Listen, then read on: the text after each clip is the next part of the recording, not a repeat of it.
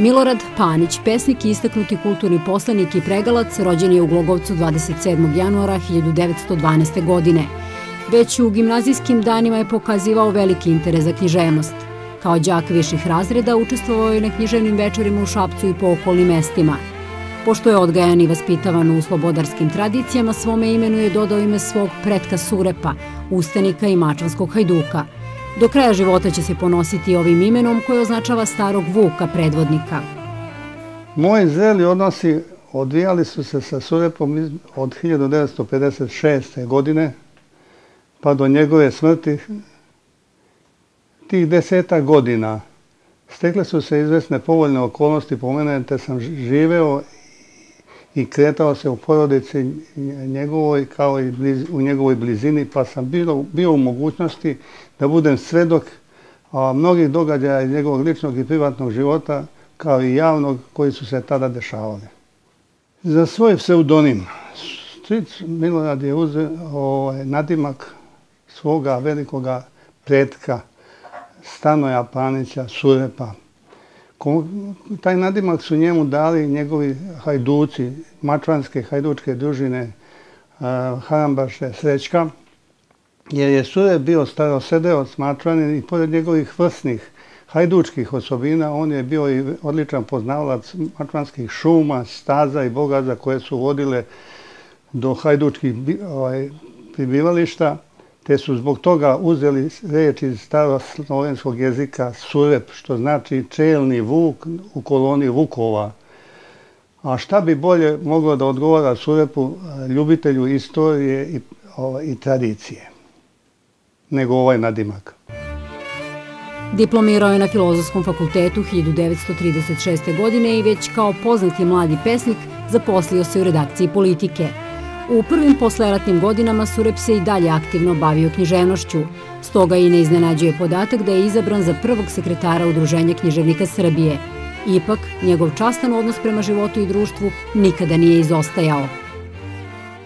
Imam za priču jedan događaj koji se desio u prvim danima posle Drugog svjetskog rata. Istaknuti prvoborci, istaknuti javni kulturni radnici su dobijali vile u otmenim delovima Beograda. Među njima je bio i jedan od tih i Surep koji je bio pozvan da primi u vlasništvo vilu na Dedinju. Kad je on to čuo, uzviknuo je: "Kakva vila, vilale vas vile, pa nisam ja u borbu išao za vilu na Dedinju." To je jedna od njegovih osobina koja se provlači kroz mnoge njegove postupke u daljem životu. Surep se uvek bavio poezijom. Nazivali su ga pesnikom mačve, a svoju vezanost za zavičaj on nikada nije poricao i o tome je znao da kaže: "Sprudovi mačvanski su nešto što je kao pejzaž stalno prisutno u meni. I na samo izazivanje njihove slike osjetim promenu u raspoloženju. Vrlo sam srećan kad dozovem u sećanje Drinu sa njenim navozima, obalama, adama, šljivicima, kolibama i svim onim što je karakteristično za taj kraj." U predratnim pesničkim zbirkama Surep dočarava seosku sredinu u kojoj još uvek živi sujeverije i verovanje u sile nečastive. Pevao je o oduzimanju zemlje seljacima, seči i eksploataciji šume i uopšte izrabljivanju potčinjenih. Posleratna poezija se odlikuje smirenijim tonovima, obuzdao je mladalačke slobode i uneo složenije meditacije. O Surepovom književnom stvaralaštvu i njegovim kulturnim i društvenim zaslugama govorili su i pisali mnogi kompetentni. Ja o tome ne bih ništa govorio, ali bih hteo da obnovim svoja sećanja na neke momente iz zajedničkog života Surepa i uopšte njegov način mišljenja kroz njegove pesme. Pa bih zbog toga odabrao nekoliko pesama koje najviše govore o samom Surepu, a i meni su ostale sve do današnjih dana tvrdo prisutne u mom pamćenju. Jedna od tih je Badnjak. Prastari Bože naš, najvoljeniji Bože pagana, spaljeno žito, so i tamljan, noćasti žrtveni kad. U tvoju slavu gori ova lisnata hrastova grana, mi te se odrekli nismo, ni Hrista radi. Još molimo te uz dim sveštene žrtve da pošlješ u gorošeče zloduha strašnoga lika, da zvonki tog potoka uspavljuje na mrtve, da vitkije raste jasika i omorika. da čuvaš naše šume, bistre izvore i klance i tankonogu košutu od poždeljivosti vučke, mada su Slavljani plavi, stresli sa sebe lance, pamtimo mi još mnoge pesme starinske hajdučke. Mesec i pruće je jedna pesma malo rezignirana, ali koja govori o njegovom razočarenju u neke događaje koji su se dešavali u svetu. Od laveža se nije dalo zaspati, a noć olujna, mrtva, bez jedne utehe na vidiku i bez vidika, jeziva noć zločina. Ko reče kolju se kao psi, a kad bi ovako ljudski rod u čoporima mogao zalajati pred oluju, oluje možda ne bi ni bilo. Kad bi se psima desilo što ljudima u Španiji, Japanu, možda Formozi, kad bi se psima desilo što ljudima u rudokopima, na frontovima, na ulicama Pariza, stari nagori Atlant trgnuo bi se i upustio nebesku peku. I tu bi svemu bio kraj po prorocima. Ali se to nikako ne može dogoditi, jer vuci nisu ni žreci, ni bankari, ni generali, niti uopšte mogu biti ljudi.